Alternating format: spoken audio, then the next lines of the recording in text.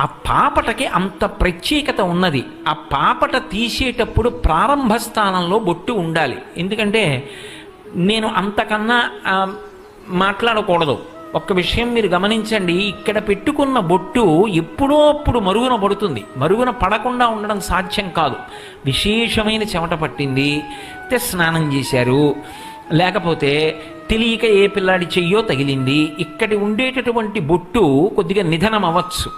కానీ ఎప్పుడూ పోని బొట్టు ఎక్కడుంటుంది అంటే పాపట ప్రారంభంలో సింధూరంతో అలంకారం చేస్తారు. అందుకే ఇక్కడ సింధూరంతో పెట్టుకుంటే ఆ సింధూరంతో పెట్టుకున్నటువంటి చోట అలాగే ఉండిపోతుంది మత్స.